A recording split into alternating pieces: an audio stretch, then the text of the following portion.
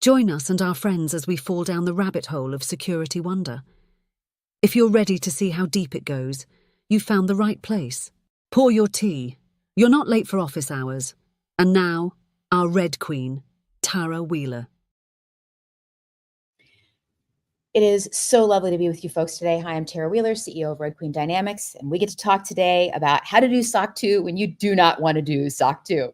I'd love to welcome today James Bierly, CEO and founder of SecurePoint Solutions, and also a dear friend of Red Queen Dynamics and client. And I'd love to add as well and introduce to you folks our head compliance creator, Terra Cooke, here at Red Queen Dynamics. Terra, you got to unmute yourself there. There is excellent, webcasting hygiene. So I love that. James and Terra, we are here to talk today about SOC 2 when you don't really want to. We have Terra talking about Red Queen and our recent launch of SOC 2 readiness assessments. For those of you who are our clients already, you're going to see SOC 2 in your dashboard, as well as whatever you're currently at with SOC 2 and how Terra is the creator and inspiration behind all that. And James Bierly is going to talk a little bit about how to get recalcitrant clients who want SOC 2 Type 1 by Thursday handled a little bit here. So, James, I'd love to kick it off with you. What hellacious tales have you from the background of SOC 2? And why do people come to you? Why do clients come to you? Small businesses, 20-person companies like, hey, what's a SOC 2? And can we have one by Tuesday? Thanks for that. So almost every customer that has come to us regarding SOC 2, it's because of an external influence of some sort. They want to try to work within a certain industry for gain their own customers within that industry, or some sort of large deal is potentially out there. And the question always comes, well, we'd love to see your SOC 2. And they, of course, then are like, oh, we never really thought about that. So then suddenly they're coming to me and saying, as you said, I need a SOC 2 by Friday. And I have to tell them that it's a lot. It takes more time to get the SOC 2 done than it's going to be for that SOC 2 to last. People also, especially when we're talking about SOC 2 Type 1, it's very short point in time. I often joke that by the time your marketing team has now put that on the website that you are SOC 2 compliant, that the SOC 2 has probably already been invalidated because somebody's made a change. So it's not a quick process. It's not like you're going to decide at 4 p.m. that you're going to smoke a brisket and have it ready by 6. So it's the low and slow approach. Oh, you are muted now. Now it's me with that excellent webcasting hygiene. Yeah. So I want to ask that question. Why do you think it is that so many small businesses are starting to get asked for SOC 2? I remember, 10 years ago, you could get asked something like one of the old Brown's security questionnaires if you were a $500 million a year business. But why are small businesses now starting to get asked for something that is as thick on governance as SOC 2? I think one is that it's become the non-security framework, or the security framework for created by non-security people. You have accountants, which most of us that are business owners or business leaders, they understand what an accountant might tell them. So they associate accountants, SOC 2. This must be super important. It also, because it's industry agnostic. It's not going to bring up things about medical records necessarily or credit card information. It's simply, do you store, process, transmit sensitive data? And can you provide an assurance that you're doing it properly? And that's it. So just like other industries have that, sort of that thing, like we don't search for information on the internet. We Google it, or, we use Velcro, not just hook and loop, those kind of things. SOC 2 has just become sort of more that household name. And I think it's something that is going to remain that way, at least until somebody else comes up with a new framework. So that's a hard thing to try to figure out, when you've got accountants writing a security framework. And I know that we we're incredibly fortunate to have Terra Cooke, who has compliance experience that is just, it's staggering at this point. I mean, take a look at her LinkedIn, folks. Just follow her, be a fan. But Terra interpreted the AICPA regulations that are SOC 2. I remember looking at it and thinking, there's 9 points here. How hard could this possibly be? I mean, 10 years ago, I think, when I first looked at SOC. And I was like, I mean, the answer to all these questions is either yes or no, right? So, interpreting what accountants want to see, what these basic principles are, and getting those broken out into meaningful questions. Terra, can you talk a little bit about what SOC 2 is and what that logic is? Sure.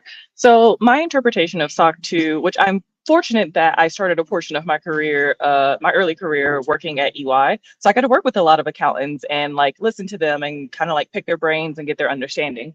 But to me, I appreciate SOC 2 for the fact that it is very intentionally broad. Therefore, it allows people to have, it allows you to kind of fit to your environment what you want it to be. And when I was at EY and I had a manager, and he would always talk about like the spirit of the control. And that's what SOC 2 very much leans towards you to like understand what that spirit is versus other frameworks that are a little bit more prescriptive and are concrete in saying like, hey, you need to be doing this thing annually, like no questions asked, we don't care. SOC 2 at least does give you that freedom to say, if I'm a small to medium-sized business and, we have a 5-person IT/security team, and of those 5 people, 2 are admins, does it really make sense for you to look at, like, to do a user access review on your 2 admins, every quarter? No, not really. Like, they're the same 2 people, nothing's really happened, nothing's really changed. However, obviously, once you start to scale, should you choose to scale, or for companies and businesses that are massive, doing that regular review is like critical. And so you now can say, well, we think just because we have these 2 people, we can afford to do it once a year when we do like the rest of our user access review, because you don't want to put too much overhead and then people don't want to do it. And so it's painful for everyone involved. But my interpretation of SOC 2, because I'm not an accountant, I'm a security person, it's enough to give you some of the basic fundamentals should you need that. And again, we're talking about, a time before we had like NIST CSF or the NIST Small Medium Business Framework or some of the other frameworks that have come out. So it does give you that base pillar should you choose to. And it's nice to get a third-party attestation, although I have a very like concrete love-hate with third-party attestations and vendor management, but that's a totally different song and dance. I absolutely love that. I think there's a real interesting question on how we figure out how to interpret those questions. Like we were talking yesterday about this because there's a question that is coming out now for folks that don't know. When we get the information that we get from small businesses to report it up to MSPs every week, we ask a simple question of people inside small businesses, and then that reports up. Over time, it permits that continuous attestation that's key to SOC 2 Type 2, as well as every other thing you're supposed to do, like cyber insurance and continuous attestation. Well, yesterday, a question that Terra created, 2 days ago, actually, a question Terra created, so interesting. It's about the people inside an organization who do PKIs and OKRs, right? Who's the person creating governance inside your organization? And I remember at least one client, and I'd actually ask James to describe first the reception to some of these new questions that we've rolled out for free to our clients about getting SOC 2 Type 1 and Type 2 attestations and readiness assessments. A couple of them didn't react well to that. James, can you talk a little bit about that? Yeah, because it doesn't read like a security question. It reads more like just a general business, almost as if you were bringing on a new CEO and they were asking questions or things like that. Hey, are there goals in place? Are there the KPIs or whatever the case may be? And one of our customers felt that it was a little intrusive. And admittedly, when I went to promptly answer my question Monday morning, I looked at that and sort of was like, well, that's a really weird question. And then as soon as I went through the process and realized, oh, hey, SOC 2, it's probably the why.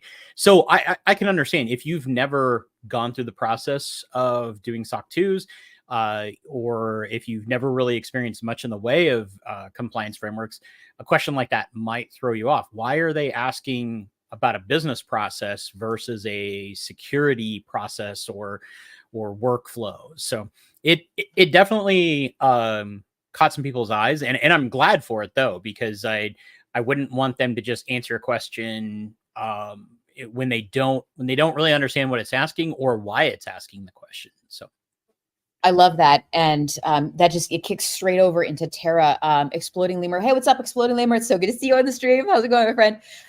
So yeah, I know you're a security engineer. Terra, Exploding Lemur is a security engineer and not an accountant, and wants to know, there's a lot of security frameworks being developed by people. Why are we using a security framework developed by accountants instead of the one that, instead of one that was developed by those of us in the field? And then how do we do this kind of translation? How do we end up here? For sure. I think one of the things, like I just mentioned, SOC 2 has been around for a long time. I don't remember how long, to be 100% honest. So we're relying on this thing that has just been in place, and it's been embedded into the industry. Let me go back and totally review the question by how to SOC 2 as a framework. Yeah, I have no idea. I literally don't know the background to SOC 2 and how it came to be. But that's why I am glad to see that there are a lot of different frameworks now that you can choose. But it is worth noting that it depends on what your end goal is, because again, SOC 2 is a third-party attestation, just like ISO 27001 is a third-party attestation. What are you trying to accomplish? Are you truly looking for a third party to come in and assess the controls of your environment? Or are you just needing / looking for a framework that helps you get your security posture in order? If you're just looking for the latter, tons of different frameworks out there. Like I mentioned, you have NIST Cybersecurity Framework, NIST SMB. I mean, if you really feel like going above and beyond, you could totally do NIST 853 in whatever flavor, even though that's what CSF is to a certain degree. You have the CIS controls. Kind of the sky's the limit nowadays.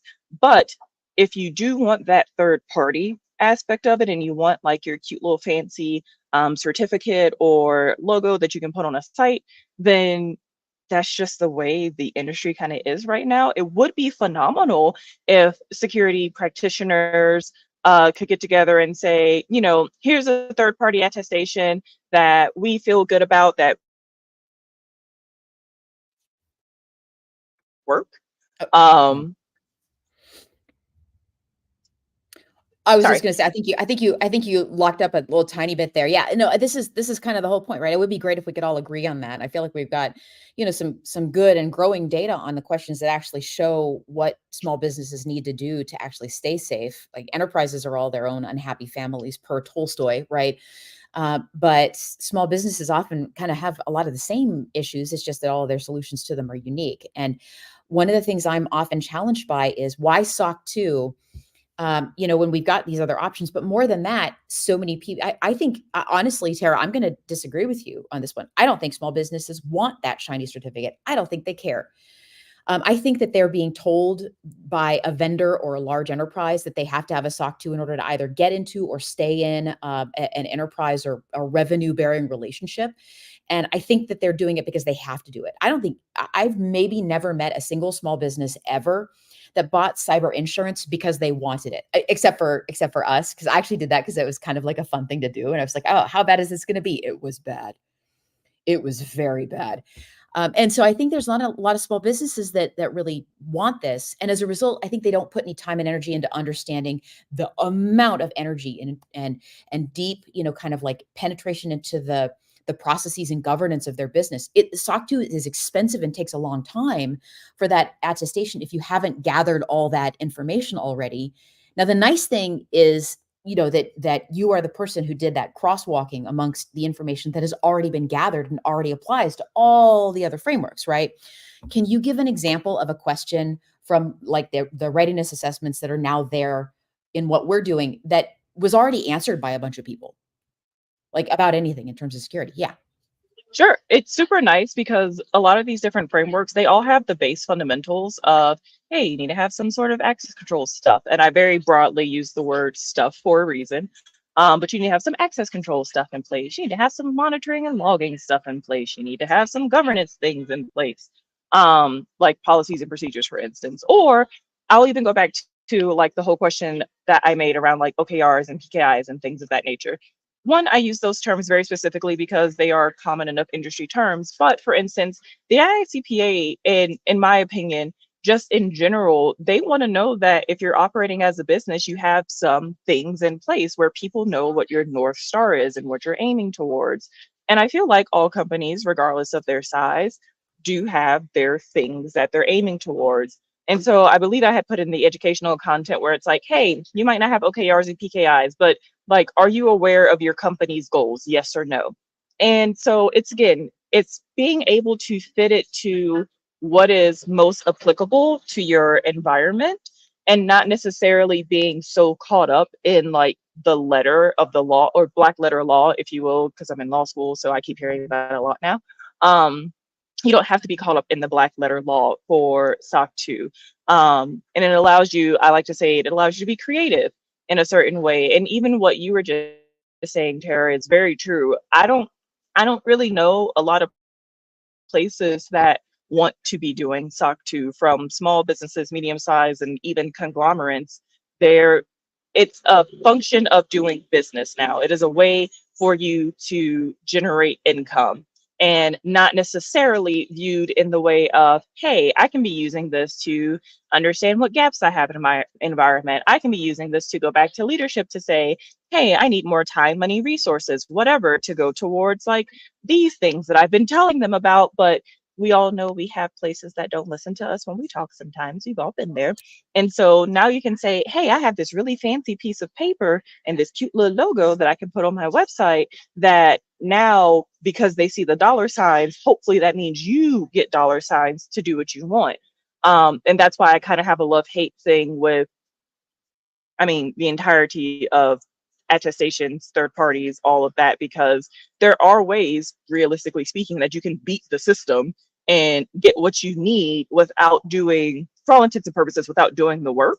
And at that point, is it truly, this is me wearing my security practitioner hat, not me wearing a business hat, if you will. Are you truly getting the value you could get out of it if you're just using it to get more money to bring in people, but now you still have these glaring holes that will cost you money, God forbid, like they get exploited or someone finds out, and now you're dealing with reputational risk and all these other different things. So it's like, it's a real trickle down effect that, again, what problem are you trying to solve? Do you truly need a third party attestation for something, or do you just need a framework to help boost your posture? That's yeah, you're getting some loves and likes on that one, like from multiple different feeds, just for the honesty about what it's like, the difference between being a, thinking about having your business hat on and a security practitioner hat. And sometimes the requests get a little wild, right? Like, I want to dig into the actual practical mechanics of getting a SOC 2 readiness assessment done.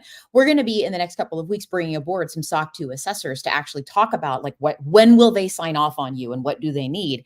But I really want to focus in on this moment where MSPs and MSSPs get these requests from small businesses, why they get it, what they can offer instead. So James, I'm going to ask you in a second to talk about this. And I love that there's an incredible response from people when we talk about just using SOC 2 to get dollar signs, right? Like Andrew in the comments over here is super correct. Like, I love the malicious compliance on this one. But Andrew over here is also super correct that, there's a lot better options that exist over there, which are NIST SMB. That's 800-171. It's actually the subset of questions, 27 questions, form 7621 is actually a way better fit for small businesses. So I think the real challenge here is, if we're going to provide opportunities for small businesses to actually get something out of security assessments, like Terra said, I remember at least some of the origins of Red Queen Dynamics was a friend of mine who, he had a 30-person law firm, and he came to me and he said, hey, I need a SOC 2. And I said, why? He said, well, we're going to do some business with a larger company, and, they want our SOC 2. And I said, you're a law firm. Why don't you just give them NIST CSF and tell them that you're compliant with that, since I know you already did that? And he said, we could do that. And I was like, yeah, there's a lot of overlap. There's a lot of reason to say that that's a better fit for you. And you should have that conversation with the folks you're speaking to. It worked for him, and it saved him several $100,000, right? That was a lot of money. So yeah, James, when we talk about this with small businesses and you get your clients, you hear people in small businesses asking for SOC 2, what is the most unreasonable version of that ask you've ever heard? And how do you help them, or sometimes turn them to something different, or maybe point them in a different direction? What do you advise people who ask you, hey, I'm a 10-person, 3PL in Indiana, and I need a SOC 2 so I can ship widgets to Boeing? What do you tell them? Oh, you're muted. See, all of us had to do it at least once. So I had already said about the timeline. You're not getting this done by Friday. You're not getting any compliance framework done by Friday if you hadn't started already. The other piece is the cost. I had somebody reach out and say, well, trying to get this done cheaply. Well, obviously every business has a different idea of what cheaply might mean. There's, depending on the size of your business, a SOC 2 can range from 25,000 up to 150,000 to do. And then you're talking another 50,000 or so to maintain it, if you choose to maintain it.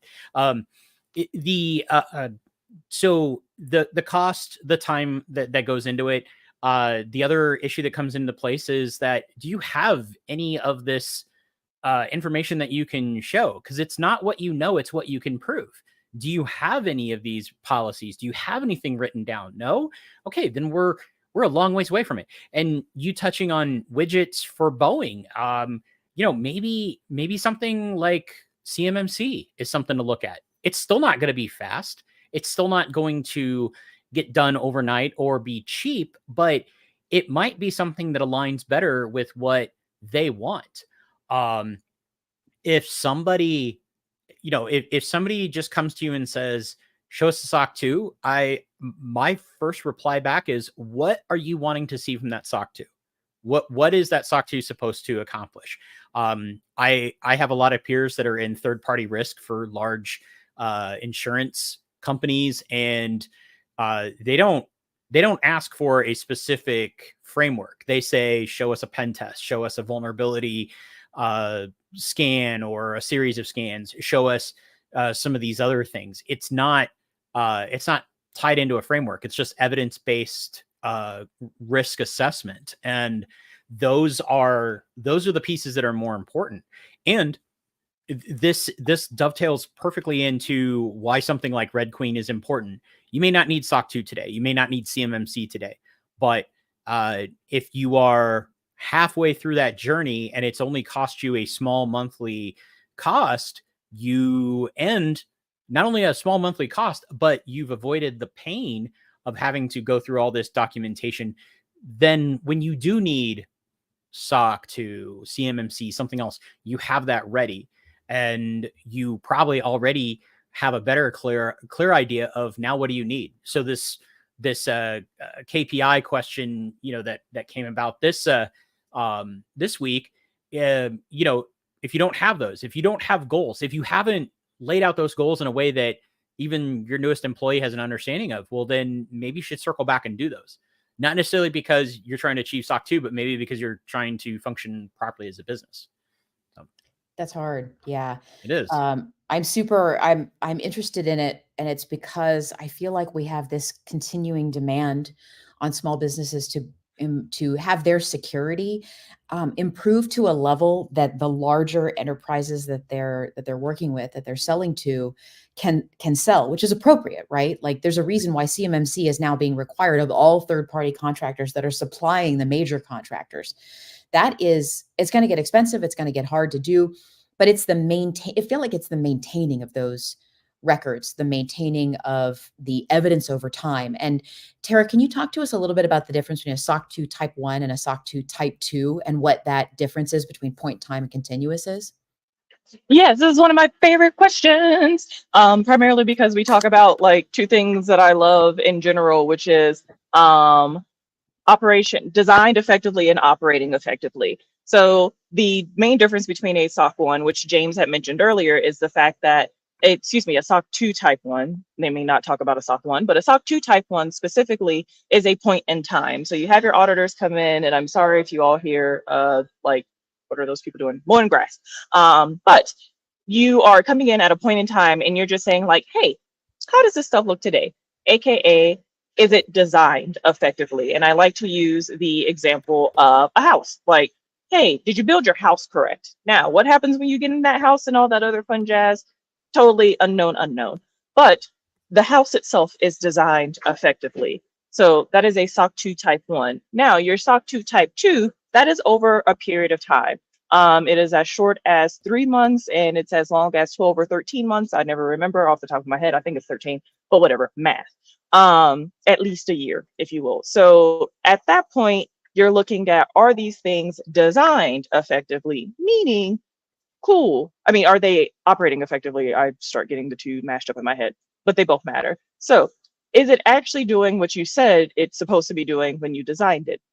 I used to be an auditor, and in the spirit of transparency, these things we don't expect everything to operate at 100% all the time. That's impossible. That's not fair. That's asking for perfection out of people and systems and things where that's not a thing. So don't worry about if you go through this process and you end up with findings or things of that nature. To me, findings are a positive that allow you to understand how you can go about being better.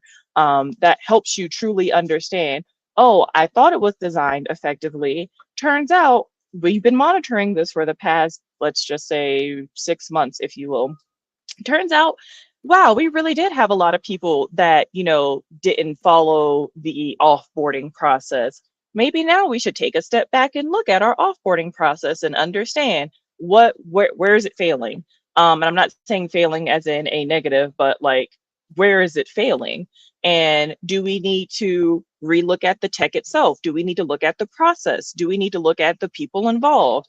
Do we need to look at the rate of people leaving the company? Because I mean, me, even though I'm a compliance person, I wear lots of different hats, and I'm still a security practitioner, and I think about the business. So it's like, why do we have all these people leaving?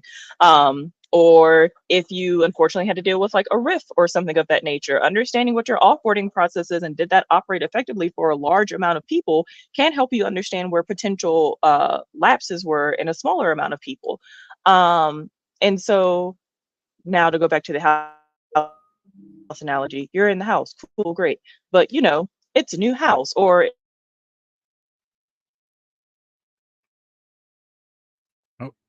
and now I'm back. I was going to make fun jokes about the internet not working, because why not? But anyway, all that is to say, nobody can make the internet work today. I know. And James is actually just going to, oh, there we go. And James is actually going to jump in here in a second too. Technology is not kind today.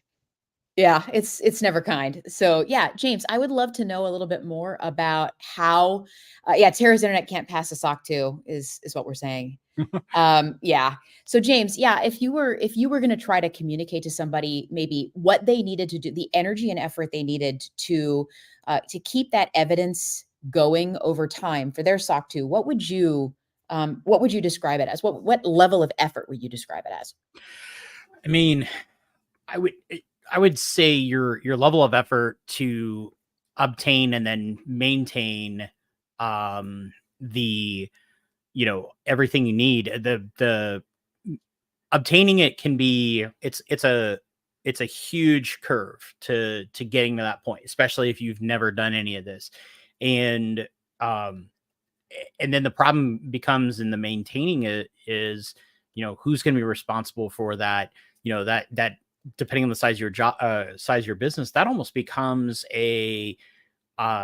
almost a full-time role if your business is large enough. And also, if you are starting to work within that type 2 report style, where now you are checking the does it operate properly? You're having to do some continual checks. It's a large amount of emotional labor that goes into this, and really any compliance framework. It's a big reason why I've seen MSPs just avoid the the compliance stuff. A customer comes home with a compliance thing, and it's like, well, we're just going to pretend we didn't even see this help ticket come in, or we're gonna just buy a product and throw it at you without really any help and things like that. So this isn't easy to do. This isn't easy for even companies that have a full dedicated compliance department. I know people, formerly with EY, and they've gone on to other places, and they, it's a full-time thing. Compliance, it's not meant to be hard. It just has become hard. It's something that has to be difficult because of all the evidence gathering that goes into it. Can you talk about what you tell people to do? Maybe your top few suggestions as you've got a couple of clients that are heading towards SOC 2. What do you tell them to start saving? Or maybe what did you tell them to start saving before you started using Red Queen to do it for you? Well, I swear to God, this isn't a sales call. I'm Yeah. interested. Like, this has been a pain. This has been awful. It's been painful for so long. Like, what have you been doing? Well, I mean, things like any of your policies, just making sure that you have your policies that are, they're all in one place, even if it means you have to copy a bunch of policies and then put them into just one spot and go from there. Just, being able to pull those up, being able to review those occasionally and saying, oh, hey, our offboarding policy did not work well when we had to riff a handful of people. So we need to change it. Your policies, talking with all your business units to make sure, okay, I'm going to need this, I need to know who has access to what within our network. Where do I get that document? It's those kind of things that really go into play for it. So the documentation piece is huge. And then also working with your providers or with your IT experts to just identify the things that, what else could they ask for? And what else can we get it ahead of time instead of scrambling around? I was with an old service provider who wanted their SOC 2 simply. So, I mean, let's be real. They wanted to slap it on their website, and they wanted to meet customers and say, hey, we're SOC 2 compliant now. You should give us monies and do business with us. And it was a scramble drill to get things. And it's having those things there ahead of time, having questions answered. That's where really the part of like Red Queen shines. You spread out the load of answering questions across your entire organization, and you've identified those shortfalls. I can't stress enough though that documentation, part, even if it means making, having extra copies, extra folders on your network or whatever, just something so that you can get to it and just have it ready for when it's needed. That's the biggest thing. That's super hard. I don't know. I think we're having a good conversation. And I like that people just kind of show up sometimes and just say hi to us, which is really nice. Hi, April. It's lovely to see you.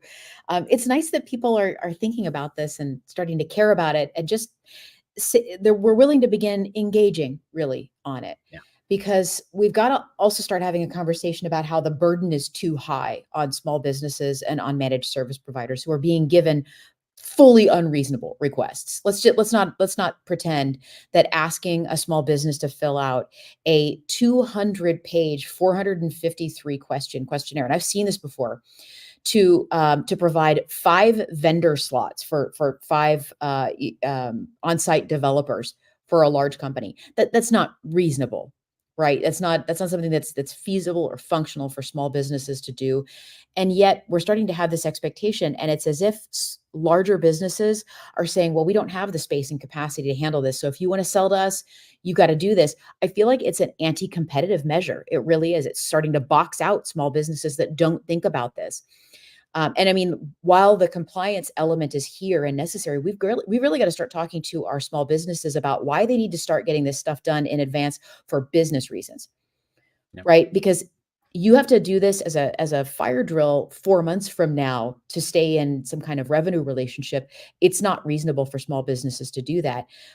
James, what do you do? What do you tell people? And I'll ask Terra your best suggestions here in a second too. James, what do you tell people when you're trying to convince them to think about this stuff when you know they're going to have to, and they don't want to do it yet, what are the business reasons you give small businesses as your clients to start doing this stuff now? Yeah. Well, so Just like top and sweet. Yeah. So here at SecurePoint, we rolled out this Red Queen to all of our customers without thinking about it, and we simply told them, you may not be in a compliance today, but one executive order can change that real quick. If a certain industry just ends up on Capitol Hill way too much for because of security breaches, somebody in the executive branch might just kind of take that overstep and say, all right, CIS controls, critical infrastructure controls now apply to low voltage electricians. You might not like it, but that's it. If you want to operate, you need to now be CIS compliant. If you're not ready for that, suddenly you said, that revenue stream suddenly dries up. You can't operate if you're not in compliance. And that might seem like kind of a ridiculous concept, but as these cyber attacks continue, there's going to be an industry that's just going to get picked on, and that might become that reality for a certain industry where now they have to fall under some pretty strict compliance to continue to work. Terra, when you see people, you and I have been a little more, I think, as engineers and compliance professionals, you and I have been, the people building these products, working with larger businesses sometimes. And I think James is closer to the bare metal on this one than you or me. But I've also seen you have these conversations with people and go, look, you got to do this, and here's why. What is your favorite way to explain to people that they're about to engage in a process that they don't want to engage in, but they have to anyway?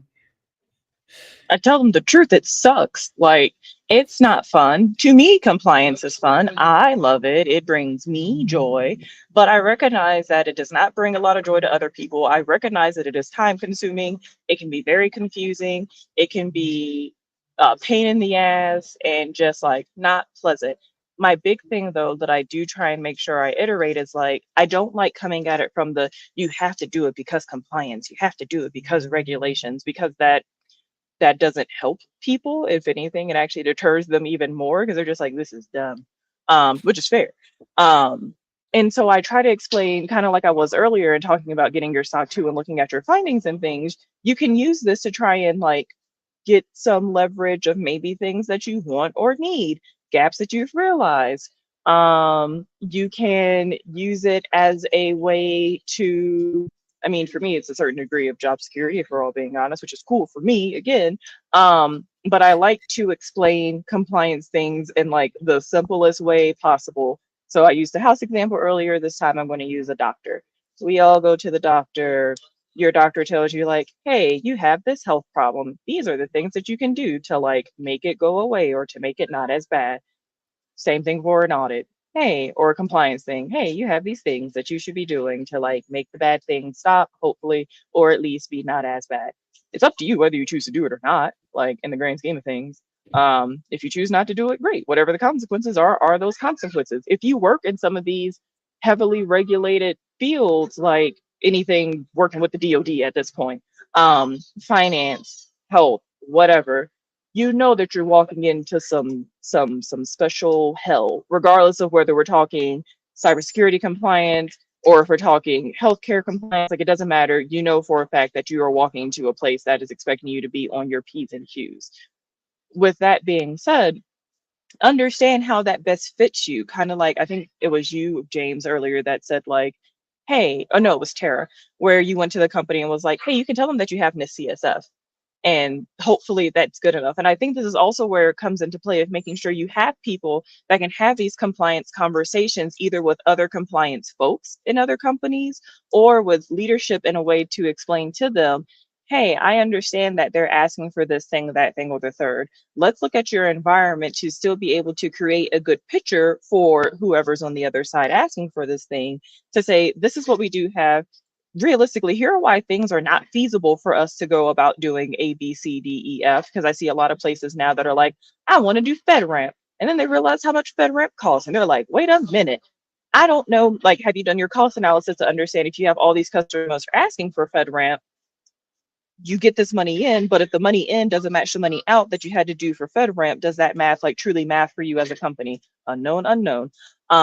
So you go through, you have the conversation and say, this is what I do have, this is what I can do, and here's why I am a lower risk profile. Because at the end of the day, this is all risk and what it boils down to. And I think that that is also not talked about enough in the compliance space, because cool, a person did a SOC 2, great. Well, hopefully someone on the other end is reading said SOC 2 to read through and understand, did they have findings? If they had findings, what were they? What was management's response to said findings? Do you want to put in something into your contract to say, hey, we saw that you had a I'm trying to think of a good one. I don't know, it doesn't matter. Hey, we saw you had this finding. For us, that's a really big concern because, okay, access control. I'll go back to that because that's my favorite. You had an access control violation where, you know, it turns out that you had 10 out of, let's say, 30 people who had access to data that they shouldn't have access to. Because we're sending you our data, we want to make sure that there is some like true remediation in place. Let's put in a right to audit. Let's like talk through, let's do another collection of evidence, us as an entity, to make sure like things are better on your P's and Q's. Because at the end of the day, just having a SOC 2 doesn't mean anything. It's really about like the evidence and the operating effectiveness and building a true relationship with whoever's on the other side, because you are in a partnership. And if you are just like, cool, this piece of paper is good enough, it's like a marriage. Like, cool, you have the piece of paper, is that good enough? Debatable. But you still have to do the work within your marriage. I'm talking about my own life now. Haha. You have to do the work within your marriage to make sure that things are operating effectively, because you agreed to this stuff. You designed it, right? Hopefully your marriage is designed effectively. Now you want it to be operating effectively. Life. This is great. No, I love this so much. First of all, you have to be on this webcast every week with us, Terra. Second of all, it reminds me so much of like all the bars that want a driver's license, or places that use that as a proxy for some kind of responsibility or another, right? Like I'm thinking right now of aviation. In aviation, you have to have and maintain a driver's license, and the reason why is they're checking to find out whether or not you can operate a moving vehicle and you don't have DUIs, right? It's used as a proxy for a whole bunch of other sorts of like expressions of responsibility. And I feel like that is a little bit of what's happening here. So I love all the questions that are happening, folks. We're actually getting a little closer. It always seems like this flies. I'm always like, God, how are we going to fill up, 45 minutes worth of time? And then we all get to talking about security. And then apparently Tara's marriage, which is fine. We can start it on mine right now. I miss my husband. He's not here this week. He's off. I think he's hanging out with like some roguish people in Austin, Texas, I guess is what's going on over there. So we'll see what happens with that in a little bit. Just watch his YouTube channel, I guess. Yeah, it's such a joke, right? Like for folks that know, my husband's like does so much big YouTube stuff, and like here we are, and I'm just kind of like meet over here on a whole corner of the internet having our fun online broadcast. But I wanted to first encourage everybody who hasn't asked any questions yet. If you want to throw those questions into the chat, folks, you can ask them in the stream on YouTube or on LinkedIn. We'll see them right here inside StreamYard, which is the platform that we use to broadcast in. We're broadcasting in a bunch of different places. I think I even see them on Facebook as well too. So throw those questions in, and we'll try to ask and answer any last questions before we get to the end of the chat. So what I want to ask before we go to the thank you very much. Everybody's so lovely and so nice. This is so sweet. What I would love to do before we go to the end of the chat, and I ask James and Terra our traditional ending questions that are going to be some fun, is I want to ask the both of you if you had a single sentence to tell anybody, and we're gonna pretend right now I'm sitting in an unnamed city in Florida right at the moment, and if I walked out this door and I was looking at the nursing clinic that is about 500 feet away out of this hotel room right here, and I was going to walk in there and they were going to tell me, hey, we've been sort of doing HIPAA and we're going to need to do a SOC 2 because we're getting ready to join a big supply chain. What is the sentence that you would tell them to get them over the next, month or 6 weeks or so to start getting themselves ready to a place where you could really help them? So James, I'm going to ask you this question first. What is your single sentence to just tell a small business someplace in the United States that's scared of doing this? What's the sentence you would tell them? Start gathering your documents now. That's actually really helpful. I mean, it's straight up exactly what you've got to do. And they probably don't have that all lined up either. Tara, how about you? Don't do SOC 2. If you're working, just saying, if you're going to be trying to do stuff in the healthcare industry, I feel like there are better things out there that you should be looking at. Like, I would be like, go read HIPAA, because HIPAA will literally tell you the things that you have to do and the things that are optional. So like, go focus on the things that HIPAA requires you to do. And then like everything else is just icing and sprinkles and whatever your other favorite toppings on desserts are. So yeah, that's fine. I love it so much. I've loved the feedback from everybody today. Andrew, I see a lot of your comments in here too. And you know, this is a great topic for the future. Actually, I really love this one, which is, you know, how do you handle SOC 2, NIST, and everything like that in the cloud? And the answer is, you know, a computer is a computer, whether or not it's imaginary or sitting in front of you right now. But at the same time, like it's a great and specialized topic, and I feel like it's one that it's so complicated that I want to bring it up in future. I see you have input and feedback on this topic, Terra. So we're gonna. I love that in future, and I feel like our line of the day is don't do SOC 2. So let's go ahead and go to our very last questions, and this is the one that I get the chance to ask everybody when they show up on the webcast. So here is the last question I will ask you to answer. All of us, when we get together at the bar at the end of the conference, we're like, God, I wish I was just back home doing my thing. I can't wait to retire. If I was doing something else, like everybody wants to open like a blacksmith shop or a brewery, or they want to do embroidery. I'm thinking right now about a couple of my ladies in information security. We get together for a stitch and bitch, and we complain about like literally compliance as we're like doing counted cross stitch and, you know, weaving and stuff. So we all have this other thing that we would do, this other life that we would have. If you didn't do this for a living, I mean, I've heard starship captain, astronomer, like there's a lot of crazy, great answers out there. What's the job you'd be doing if you didn't do this? Tara. Mine is a tie between two things. One would be owning a cat cafe. Anyone who knows me knows that I love cats. And now that they are starting to become, or they are more popular now here in the States than they were like years ago, they are a joy. The other thing is I would actually own a cannabis dispensary due to the fact that it is a booming thing. I live in the state of Colorado, and the fact that it was criminalized, it's still heavily criminalized for a lot of people of color. And it's an extremely hard business to get into unless you have money or power or influence or are white.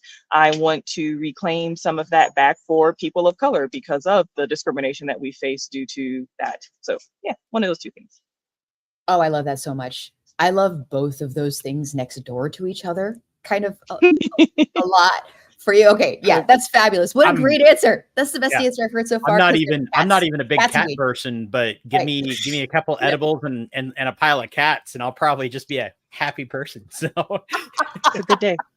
Great James, I don't know how you follow that, but follow that. Go. Yeah, not nearly as well. For me, food truck. I want to open a food truck, and it's going to be one of those things where you absolutely have to, you know, follow our socials or whatever, because I may roll up one day and say, hey, it's butter chicken tacos, or it is, you know, Italian fried rice, or, you know, something crazy, probably brought on by a little bit of cannabis, but, you know, just one of those things where I can make the stuff that I think is delicious. And I think there's going to be some people out there that'll want to enjoy it. And that's, I mean, both of you, you know, Terra, we haven't met face to face, but just know that there's a spot at my table, for you. There's standing invites, come for dinner. I enjoy cooking for people. So that's what I'd want to do. This is so great. We'll pull the food truck up to the cat cafe. I was going to say, like, there's a real business opportunity here with some crosswalk those compliance frameworks. Yes. Wow. This was an amazing, amazing week, folks. I hope you were encouraged a little bit, got some suggestions about SOC 2. Specifically, don't do it if you can avoid it, which is actually some of the best advice imaginable, right? Do the thing that makes sense for you and for your business. Talk to your MSP and MSSP. You know, your service providers are going to be able to help with that. I love the feedback, the honesty, and the riffing off this, and great questions from the audience. We'll see you folks, as always, next 11 a.m. On Thursday Pacific next week, we're going to have Sharon Martin of Managed Nerds joining us, talking specifically about how you pose security questions and issues to your small business clients as business issues instead of security requirements, to get them really bought into why we do this. So that's going to be a great experience, folks. That's next week. Watch out for our newsletter and check us out on socials. Have a conversation with us anytime you want. Really looking forward to speaking to you folks again. Have an amazing, amazing week. Thank you again, Terra. Thank you, James. Have a great week. Bye just for now, folks. Bye, y'all.